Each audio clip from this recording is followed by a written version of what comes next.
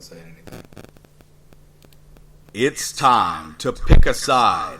The Border War is on the air with BG and TanMan.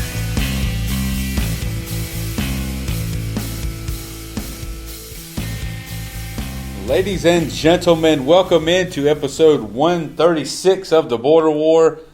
I'm the TanMan. We are live this episode. I'm here with BG. If you tuned in hoping to hear episode 135 live. We thought we were live. We thought we were. Turns out we were not. But it's all good. We were. It felt like we were saying I assumed that I was as we here. sat here. But here we are. We are live in this one. You can follow us on Twitter at The Border War. He is at BG_Border War. And I am at Tar Heel TanMan. You can find us on Facebook. Just search for The Border War Podcast. And you can find us anywhere where podcasts are available. Whichever one you like works for us. Give us a like, subscribe, review, whichever one. Huge numbers across the board last week. So thank you to everyone who tuned in. Regardless of which one you prefer. Show is gaining some traction. I would say so. I would love to see some actual numbers from some of our contemporaries, mainstream contemporaries, and see how we stack up. I would just like to have a straight out talent competition minus resources. That's what I would like. Give us the microphone for 3 hours every day for a week, and let's see how we do. Give us a month. But I think we know that won't happen. That really grinds my gears, man. Oh! BG, I would say for the first time this college football season, we both had a pretty good Saturday. Our Sundays may have taken divergent paths. They definitely did. But at least on Saturday, we had a good afternoon. So let's start there. Listen, you guys had a tough week. There's no getting around it. Sure. No question. That was no question. a difficult week for the Gamecocks. So we're going to give you guys the top billing on this one. I'm not going to pull up the stats on my little computer over here because, frankly, to me, they just don't matter.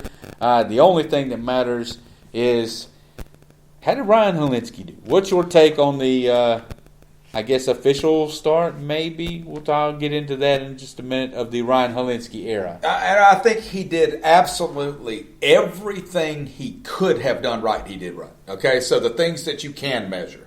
Did he throw the ball accurately? Yes. Did he exhibit poise in the pocket? Yes. He threw a deep ball perfectly and took a lick to the side of the helmet right after it and stood in the pocket. Did he exhibit some leadership on the field? Yes. Was he a good teammate? Did he celebrate when his competition for the quarterback, Kerryon Joyner, came on and scored points? Yes, he did. And I'll say this about the stats. I agree with you. They don't mean much except for the fact that, again, no matter the competition, when you've played 100-plus years of football and you start a true freshman and he leads you to the highest offensive output you've ever had in 102 years, I think that's at least worth a check mark. It's at least worth a check mark. Because they played Charleston Southern before. We played cupcakes before. Multiple guys running the ball for over 100 yards.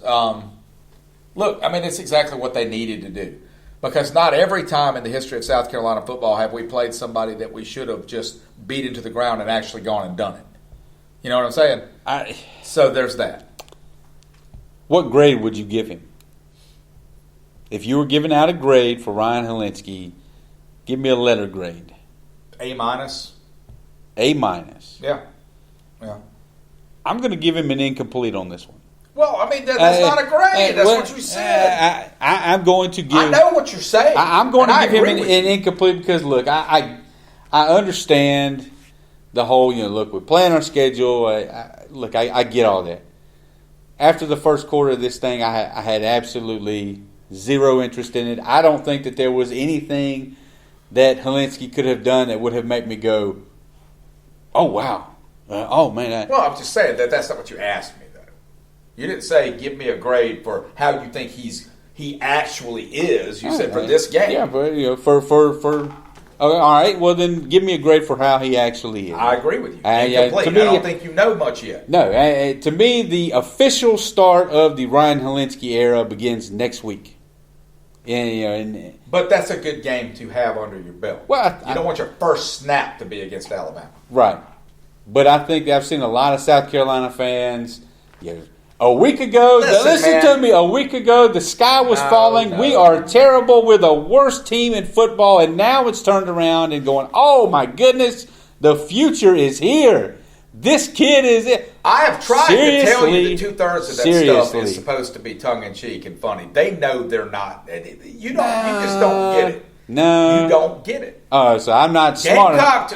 Not enough to understand Gamecock Twitter, man. It takes a lifetime. Gamecock Twitter is as tongue-in-cheek as any group of people. I'm not even talking about Twitter. I'm talking about life. I'm just talking about in general. They're like, no, let's get it. Oh, let's pump the brakes. Let's actually see him play somebody. I said before the season started, I thought he would probably be a better option at quarterback than Jake Bentley. I had guys on Twitter laughing up and down, and I still think he is. I guess because I'd flip over and watch some here and there. Why did you're a Gamecock man? I know you probably sat and watched every snap. Yeah, I did. Why did the Kerryon Joyner attempt one pass? Like, I get you're up 107-0. I understand, but to me now you're in a situation where at the time you didn't. Jake Bentley probably wasn't going to come back at all, and so Kerryon Joyner went from being your third string guy that you could kind of do little stuff with. You can make him a toy and get him out and do all these cute things. So now, if Ryan Hilinski goes down or something happens to him and the next guy up is Joyner, this would have been. I mean, this is the perfect spot to get this kid who obviously needs some seasoning at quarterback, and they gave him nothing on Saturday. I think the answer is because our offensive play calling is still pretty pathetic. We don't do a good job coaching. That's the answer. Yeah. The fact that Ryan Hilinski has a lot of arm talent and is the highest rated quarterback we've ever recruited and signed, that's what made us look good. It was not Brian McClendon's play calling. It was not Will Muschamp's defensive play calling. It was... How far along in this process was it until Joyner actually started playing quarterback? Or did Hilinski play basically all day? Hilinski basically played all day. Joyner led a drive, but it was... now he had one big long run in it too. Well, I think Joyner broke off like a 60-yarder, so that was the biggest chunk of the drive. Yeah. But not only do I agree... I just think it was a missed opportunity. Joyner needed to... we've had a lot of those. Joyner not only should have thrown the football, and we'll get into this here in a minute, we're going to need him this week. We're going to need him more than we need Hilinski. And that's the gospel truth. If you think, South Carolina fans, that you're going to line up in a pro-style offense and stand a quarterback in the pocket the way we did Saturday, which is the only thing Ryan Hilinski can do, and throw the ball down the field, no matter how quick those throws are, and then take some of that pressure off of him by running Rico Dowdle and Tavian Feaster between the tackles. That's not going to work. You will lose 100-0. We've seen Alabama have trouble with mobile quarterbacks before. Like, that's not something that would be, something that would be new to the thing. And even if Joyner isn't in your long-term quarterback plans, like you just said, if you put him back there at quarterback and you get him some reps Saturday, maybe you put something on film that makes Alabama go, makes him spend a little bit of time worrying about that. Now you put Joyner back there, and they're just like, okay, we know you're not going to let him throw the ball. As a running back. Yeah, you're not going to do anything with him, so big deal. I don't know. It's just... Now, I would like to think it's because he can throw the ball, and we don't want them to know that, but I don't believe any of that. I don't believe that we have that kind of thought going on in Columbia right now. I think it was probably, we meant to have him throw it, and we just kind of didn't. Honestly, we just kind of forgot to let our quarterback throw. I wish I thought something different, but yeah. I mean, I'm with you. Yeah. Because Ryan Hilinski cannot beat Alabama. And let's make no mistake about it, man. It would be nice if you keep the game close, but you are going out there to try to beat them. And the way that you have a chance to beat them is with Takirian Joyner. I don't know. You're going to have to. I don't know that I disagree with you. You're going to have to get creative. Look, what I want to see, right? I want to see Tavian Feaster lining up at wideout. And I want to see him coming across the field and taking a pass from Joyner and Joyner's trotting at the same time. That little jet sweep thing that Clemson used to do that counts as a pass, but it's really just a pitch. I want to see a bunch of that stuff. I want to see movement before the snap. We don't do so you're not going to get any of that. We don't get any of that. Nothing. And they are going to absolutely drill us because we're so predictable in offense. And whatever else you cannot be against Nick Saban's defense, it's predictable. Yeah. Because like the Patriots, like his mentor, Bill Belichick, they can take your stars out of the game. They're going to shut down the stuff you're the best at. So you have to do the things that you're not accustomed to doing. And I don't see it, man. I just don't see it. Yeah. Well, listen, I think news came down, I guess right after the game, sometime shortly thereafter. It was on the Sunday teleconference, if you're talking about Jake. Yeah, Jake is... Yesterday afternoon when Will was on the phone. Yeah, I think that they have officially shut the door on any potential return. I think he said he's going under the knife, going to have some surgery this week. They had a second opinion. I think the team doctor from the Packers looked at him and confirmed the injury and suggested that it was serious enough that that's what he would need to go ahead and have the surgery.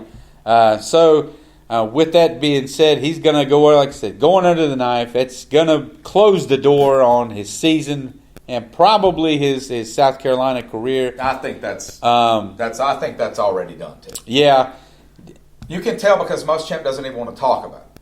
Like it's not even a subject. Well, that's what I was going to ask. Do you think that this was if Ryan Hilinski had just totally bombed Sunday, like really struggled, just really wasn't ready, right? Do you think that they may have, because he did look so well, I guess I'm saying, because Hilinski did look fully capable of doing the job, that they went, all right, Jake, well, why don't you just go ahead and have this done and then... I mean, I suppose anything's possible. I think if he looked terrible and really struggled, I think But the fact that he's having surgery to me means that he probably needs it, because I don't think you put your kid under the knife just to prove a point. No, I'm saying instead of waiting or trying to play through it or just hanging tight until the end of the season and having that done in the off season. Look, let me.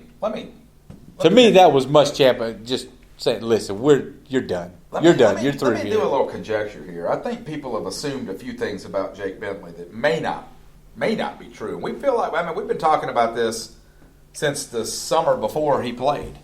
Like, what are his actual goals, right?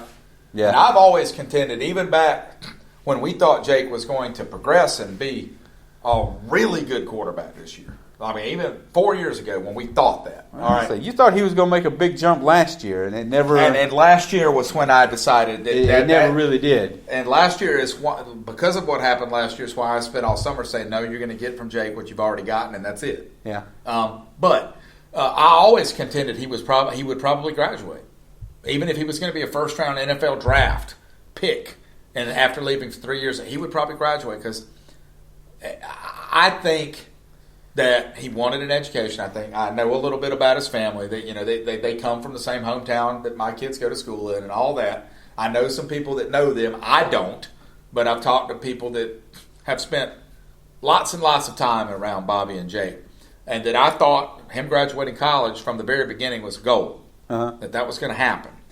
And now that we've had what has happened happen, I don't think there's one part of Bobby Bentley or Jake Bentley or anybody in that family who's lying to him about his chances in the NFL. I do not think that Jake Bentley is going to try to play in the NFL, and I think people are going to be surprised. Don't be shocked if when he transfers, it's to someplace like North Greenville so that he can go into coaching and maybe win a national championship in the meantime. Don't be surprised. I don't think his goals are what we think they are. I think the reason he wanted to come back and play is because he loves that team And because he wanted to set records and have his name on the side of that stadium for another 6 months before, in 2 years. See, I don't think he has that in his head anymore. See, I don't think that. I don't think he goes to Missouri. I don't think he goes to any place like that. I don't think that he's going to play in the NFL. Like, I don't think that. And I think he knows that. That's what I'm saying. But I'm not saying he never wanted to. Right, but I'm saying I think that he's going to at least take his shot. Okay. I mean, and you could be right. I think he's going to go somewhere, where he can at least take a shot at getting to the next level. Because I don't think that you start in the SEC as a true freshman, basically save that football team, save that program. Yeah. Because it was going downhill fast. All I'm saying, it was at the bottom of the hill. You just lost to the Citadel the year before. Oh, no question. And he comes in and basically saves the day.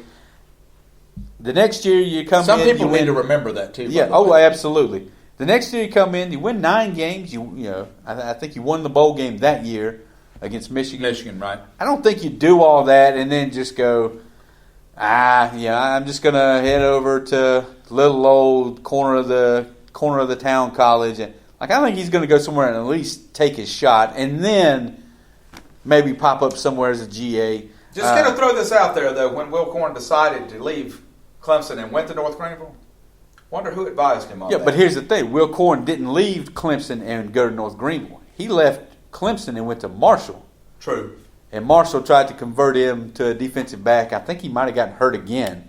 And by that time, the injuries had started piling up on Will, so much to the point they're like, okay, that is not going to be an option. Yeah. With Jake, I don't think that's the case. I think that opportunity. This is not an injury that's going to linger. No, it's going to get fixed and it's going to be done. And I think that opportunity is still going to be in front of him. Now, whether or not he can actually do it is a different story, but I feel like he's going to take a shot. Jake Bentley needs somebody to take him out of his own head. I personally think getting off of the staff with his father as a coach is a big part of that. You might be right. You might be right about that. If you look at what he did against Clemson last year, it's the number 1 defense in the nation. It was not a fluke. The kid's got talent, but it was never going to happen again in Columbia. It just wasn't. Yeah. So anyway, when you talked about this last year when we were, when he decided he was coming back, you said you thought he had made a mistake because this next year's quarterback class is deeper. We just had Dwayne Haskins taken in the first round, and we had Daniel Jones was taken in the first. Jake Bentley might have been a first-round draft pick. No, but I'm just saying there are teams out there that'll take anybody. I don't to placate a fan base. I don't know that Jake Bentley. He wouldn't have been a first-round pick, but I mean, what was? Do you think Daniel Jones is just an infinitely better quarterback than Jake Bentley? I think that Daniel Jones is better than Jake Bentley. Yes, infinitely better. They're like, maybe Jake's a second-round pick, maybe he's a third-round pick, but I don't think he would have gone beyond that. All right, where did Will Grier get drafted? That's true. That's true. Third round. Yeah. Like I think this year, whatever the metrics that they use to judge those quarterbacks, I think Daniel Jones checked boxes. If New York didn't take him, you mean the box that he looked like Peyton? Right, like a Manning. He looked like. But I think Bentley absolutely could have been drafted last year. I don't think it would have been extremely high, and whether or not he'd still be on the team now. I'm wrong. I shouldn't have taken it that far, but all I was really trying to say is not that I think Jake is a first-round NFL draft pick, but that the NFL is just nuts. And there are guys just absolutely reaching out there. Yes, they will take quarterbacks, and they will give quarterbacks that you wouldn't think had absolutely any. Who was the kid from Tennessee? Josh Dobbs. Yeah, he just got traded. Jacksonville just traded for him. That kid can't play. Right. Kid's a total bum. But here he is. He's on his second NFL team now. Right. So there he is. Again, you said it. I think that when all is said and done and Jake's career has officially come to an end, and as we look back on this time period, I would just encourage South Carolina fans to be fair to that kid. Absolutely. Be fair to that kid. Because I've seen a lot of stuff out there that isn't entirely fair to him, and I've always been one to take up for Bentley and But there's a lot of just kind of dumping everything off on that kid's plate, and it's not fair. And getting back to a couple of weeks ago, our show with Dr. LeGrand, Jake's done everything else perfectly. Yes. I mean, yeah. Take somebody like... He's exactly what you want in a student athlete. And his ability to throw somebody a football is not the only measure of that. And if you don't agree with that, you don't really understand college athletics. Take somebody like Steven Garcia.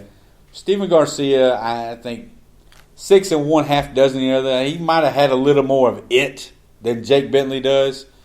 But all counts, he was not really that great of a person down there. And South Carolina fans will hold that guy.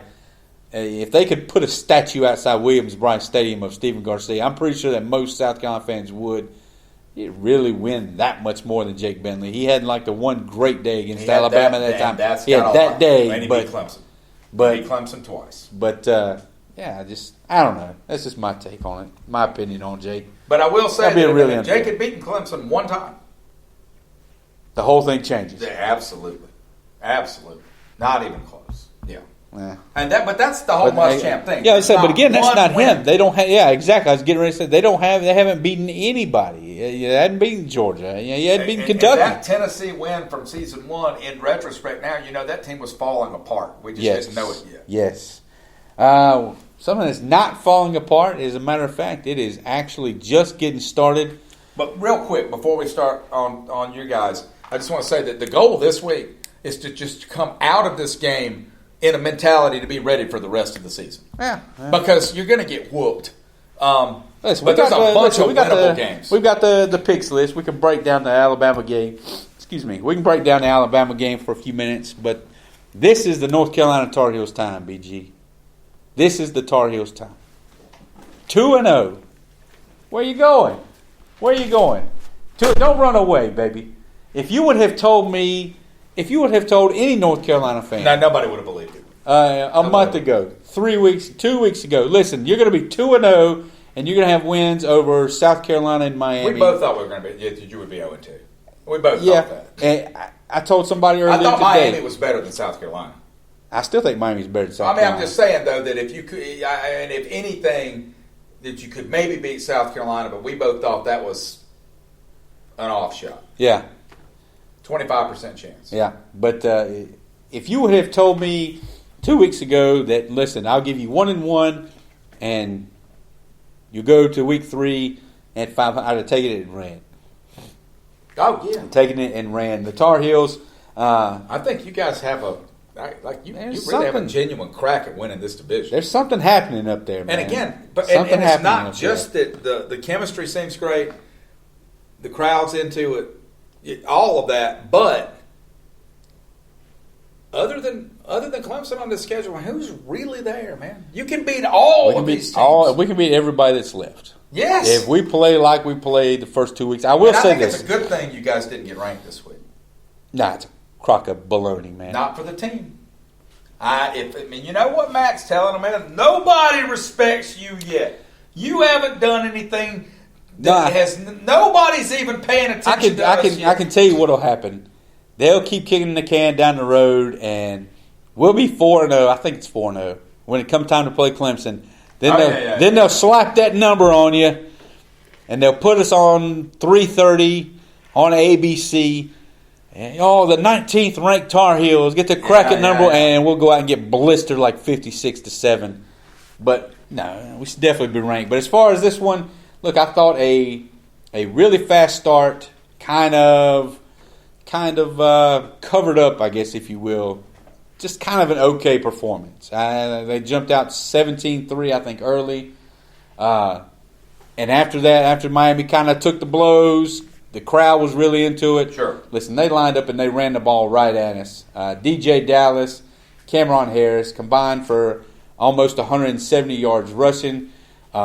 Something that South Carolina couldn't really do the week before. No question. Miami really took advantage of that. And the other place where Miami really struggled against Florida, protecting their true freshman quarterback, Jaron Williams. They gave up 10 sacks against Florida. I think we got 4, but I thought Miami did a great job of helping that kid and kind of getting the ball out of his hand a little more. But other than that, look, on the North Carolina side, we find ourselves down 25-20. We give up back-to-back sacks. We're facing a 4th and 17. True freshman quarterback. A man hits a 20-yard completion. First down, big time, Sam Howell.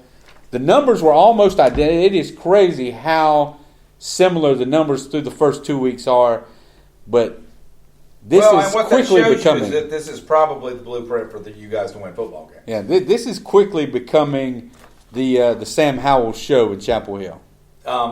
Man, I think I think your defense is playing well better than expected, and but I think that North Carolina to have a crack at 8 wins, 9 wins.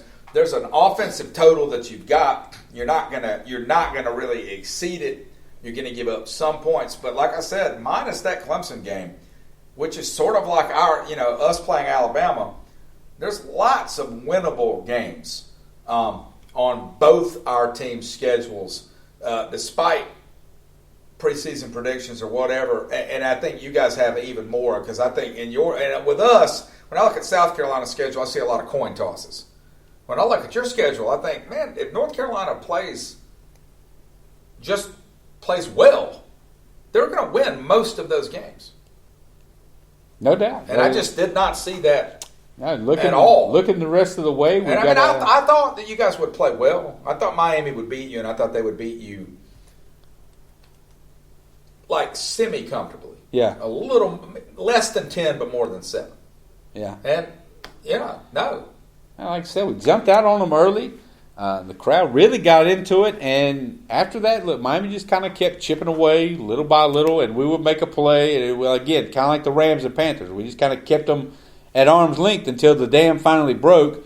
And when it broke and they scored the touchdown and go up by the 5, I'll admit I'm sitting there going, yeah. Because all game long you could kind of feel like, I said it. I think I tweeted out at halftime. Look, we've got to come out and do something, get this crowd back into it. Because the first quarter they're rocking. Second quarter, they kind of fell back asleep a little bit. Same thing all the way through the third quarter. So when Miami finally took the lead, I'll admit, no shame. I thought, we almost had that one. Yeah. Boy, was I wrong.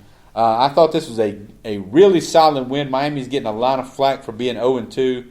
Look, the Miami team that I saw Saturday was worlds better than the team that I saw 2 weeks ago when they took on Florida. Mm-hmm. That team is capable of beating anybody. They're also more than capable of winning that coastal division themselves. But again, like I said, good wins. The thing to me that I really liked against South Carolina, 10 penalties, 80 yards, a big problem. It seemed like every time we had a big play against you guys, we'd get a hands to the face call or a holding call. We had 1 penalty for 5 yards Saturday. No, that's coach. That's huge. No question. So a great win by North Carolina. And I'm going to put the blue glasses on for a second. I rarely do it. I always live with them off. I'm going to put them on. Oh, my. What? Just lies. The lies you tell. I tell no lies. Continue. I call it straight down the middle. Oh. I don't think that there's a team in the country with 2 wins better than the 2 wins we have. On the on a neutral site against an SEC team with some talent. Again, you guys did play well. We were favored. Yeah, you guys were favored. I think we had a lot to do with you guys struggling that day, and then against the Miami team that I still think is going to wind up winning 8 games this year. I think these are the 2 best wins anybody else has anywhere in the country. If you're a South Carolina fan, man, this little rivalry's over for this year. If you think South Carolina has a chance to win 6 or 7 games, you want North Carolina to be in the top 10. You want one of your losses to be to a top 10 team, right? You know what I mean? Yeah. But so we'll move on from the Tar Heels. That was the take. The Tar Heels sit at 2-0. They will have a non-conference game against an in-conference foe on Friday night, which is just strange, crazy. Staying in the Friday ACC, night. Friday night at 6 o'clock. I wouldn't like that if I were you.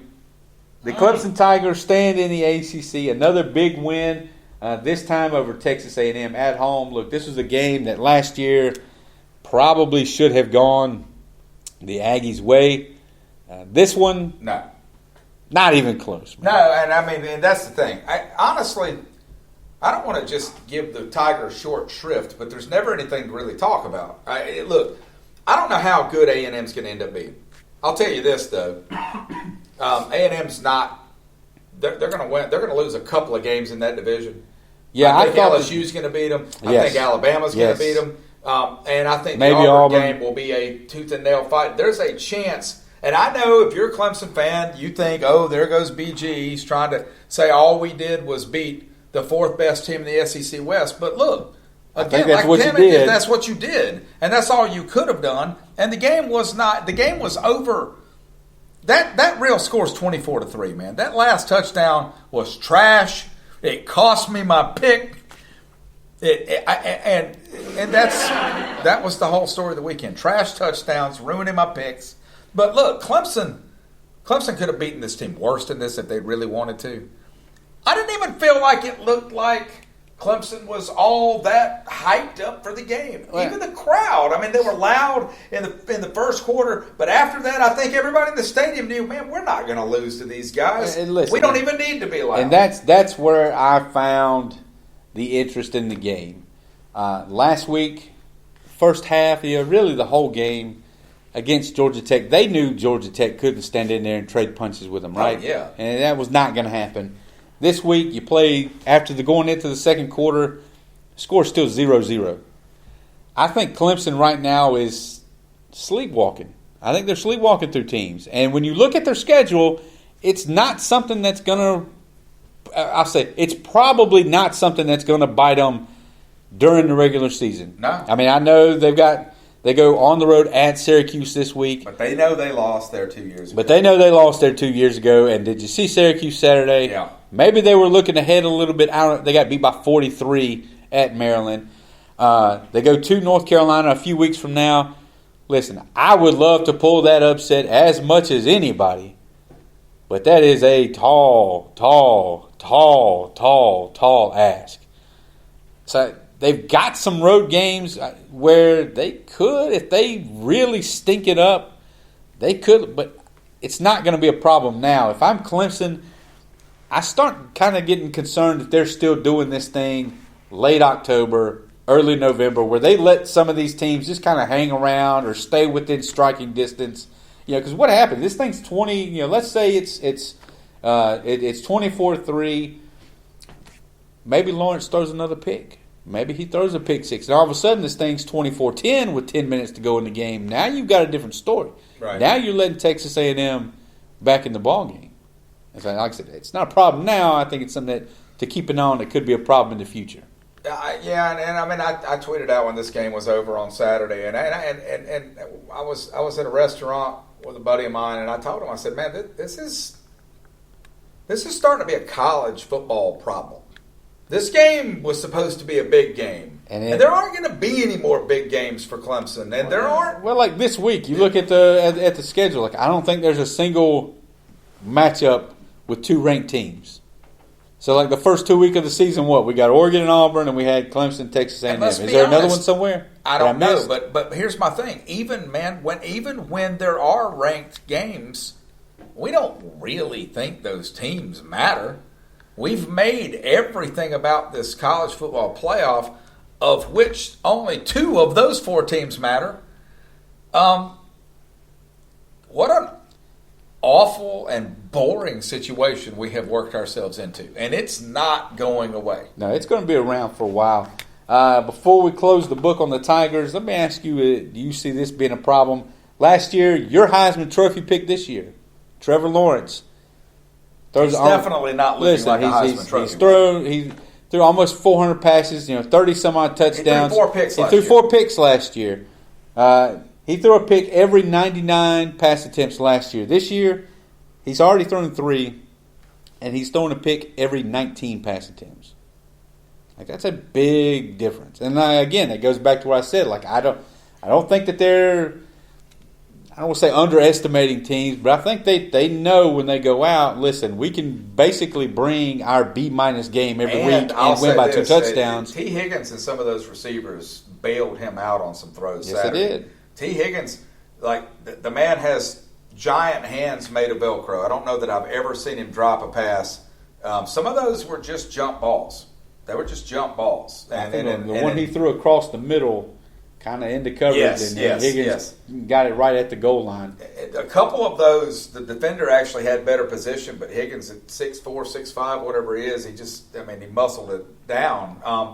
And Connor Shaw used to get away with the same thing, so I get it. But, again... Like I said, you look at the schedule, Syracuse, you're right, Charlotte, it's not going to matter. Florida State, like this stuff doesn't matter now, but again, something to keep an eye on. They hit these playoffs. The coaching staff's aware of it. They're keeping their eye on it. Yeah. But again, we've talked about it, man. Dabo has done a great job of keeping these guys motivated the past couple of years against a schedule where literally not one team. Now that we know that A&M's not who we thought they were exactly, that not one team has a chance to really beat you. I don't. Right now, it seems like it's getting a harder and harder task. Right now, as it stands, Clemson does not have a matchup against the team that is currently ranked in the top 25. Syracuse, like I said, they're gonna. Like I said, maybe North Carolina is. Yeah, I said maybe North Carolina is by the time we play them in a couple weeks. But outside of that, there's nobody left on their schedule that I would give a snowball's chance to be in the top 25 when they play. Probably not. None. So move on to the picks list for the last few minutes of the show. You can play along. You can tweet yours in. You can email them to us at carolinaborderwar@gmail.com. Last week, BG goes 3-6. I go 6-3 to take the lead. So let's start it off. Friday night, Winston-Salem. I hate these Friday night games on the road. Wake Forest, listen. There won't be 500 people in that stadium, man. Wake. See, I disagree. I think this You guys will travel, though. I think this is going to be it's not a Thursday night. It's a Friday night. People don't have to go to work the next morning. That's true. And listen, Wake's put up a good many points last week. They are 3.5-point favorites. The amount of disrespect here is mind-blowing. That is kind of mind-blowing. Mind-blowing. That was not what I was expecting you to say to me. I was expecting you guys to be 5-point favorites. Give me the Tar Heels all day on that. Let's see. We'll pull it up. Make sure I didn't get it wrong here. I was about to say, is that right? We'll make sure I didn't get it wrong. But I'm pretty sure that Wake was 3.5. And the computer's not going to communicate with me right now. I'll look on my phone. All right. Let's move on to the next We'll move on to the next one. Number 21, Maryland at Temple.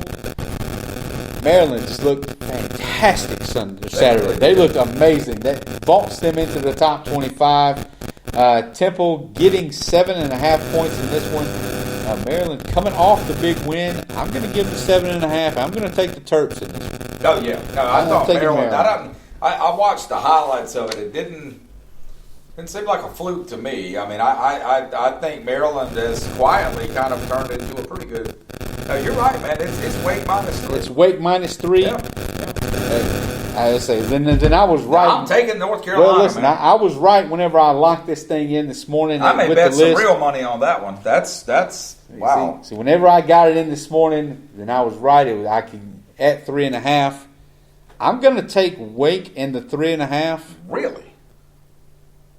But I think North Carolina wins by 3. Did I say that right? No. Well, if it's 3.5. Otherwise, then it's a push. That's why I don't like these spreads without a point, without a half a point. Yeah. Every spread should have half a point on it. Yeah. Anyway, whatever. Give me the Tar Heels. I think they're going to win. They're going to win a tight one in Winston-Salem Friday night. We both took Maryland. 3:30. You guys get the prime CBS spot. Oh yeah. Big time matchup. You got the new kid on the block, Ryan Hilinski. Saving the day. Who the rumor is of who's the celebrity starter, right? Who? Steven Garcia. Bringing him back to the stadium. For what? To start the Garnet and Black cheer at the Gamecocks cheer at the beginning. Just to get him on the field. I didn't think that he was allowed. I thought they basically different coaching staff, different athletic director. I thought the whole school had basically just completely disavowed themselves of all Steven Garcia related issues. We should have a whole show about what actually went down on that in that regard sometime. Listen, Tua coming to town against like I said, the new kid on the block. Alabama giving up 25.5. That's a huge number, my friend. The question today, huge number, my friend. Nick Saban was asked if he remembered the last time he came to Williams-Brice, and he said, "What year was that?" And they said 2009. He said, "What year is it now?" They said 2019. He goes, "So our kids were in grade school." He said, "The question is, do they remember it?" And they don't. They do not. So it won't affect their performance. It won't serve as motivation for them. But there was this long pause, and he looks at the reporter and he says, "But yeah, I remember it." And that was his answer. And I thought to myself, "Oh dear God, it's going to be a long day." Oh dear God. Look, I would love to think that we were within 3 touchdowns of Alabama. But here's the thing. What I think we need to do to keep this game competitive is to start to carry on Joyner. I think that Hilinski needs to get plenty of snaps, but that we need to put Feaster in the shotgun. We need to put Feaster and Dowdle together in the backfield. We need to run some option plays. We need to throw passes that are almost immediate from the snap to the receiver. We need to spread the field. I don't think that our offense does any of those things. I think we show up and play Hilinski in the shotgun and under center, running a pro-style attack the middle of the field with our running backs through the tackles, and I think we are absolutely annihilated in this game. I think Alabama beats us, I'm going to say, 63-3. Holy smokes! No, I think they absolutely destroy South Carolina this week. They're not gonna beat you that. But see, I'm thinking somewhere along the lines of like 49-14 or something like that. I think you guys are going to get a couple big plays. Again, and just like I threw our Redskins coaching staff under the bus, to be really clear here, I think Hilinski's got a great future. I think he may be one of the best quarterbacks that ever ends up playing at South Carolina, which unfortunately isn't saying much. But I just have no faith in our offensive play calling to go out there and do the kinds of things that are going to give Nick Saban and his defense some pause. Because if they're running downhill at you all day long, if they know, and I'm telling you, man, you ask my wife and my kids, I can sit on the couch and watch a South Carolina football game. I did it versus you guys, and I will be right 75% of the time. I can tell you when we line up what kind of play, whether we're running a draw, whether we're running a screen. You throw screens against Alabama, they are going to blow you up. And I just don't see it. I don't have any faith in our coaching staff to call the kind of game that's going to be required. I think that you guys are going to put some wrinkles in. I think you're going to come up with something. I just don't think it's going to be. Yeah, they know that they can't line up and be vanilla as vanilla ice cream can be, and have any opportunity of making this thing somewhat competitive. Do they? Yes, they do. It's still not enough to cover the 25.5. Alabama covers that, I think with so. something to give. Florida State at Virginia. I wish we had more time because I've got a lot of thoughts on the Willie Taggart situation down there. I assume they're not good thoughts. It is a train wreck, and I love every minute of it. The Cavaliers, number 25 in the country, at home. They're giving up the 7.5. Listen, they could give up 40.5. I'm taking Virginia. Florida State is an absolute mess. If this game had been played this week, I'd have taken Florida State. There's no way after watching it 2 weeks in a row. No. It's not a fluke. Something's wrong. And finally, in the Carrier Dome, Saturday night, prime time, the Tigers go up to Syracuse.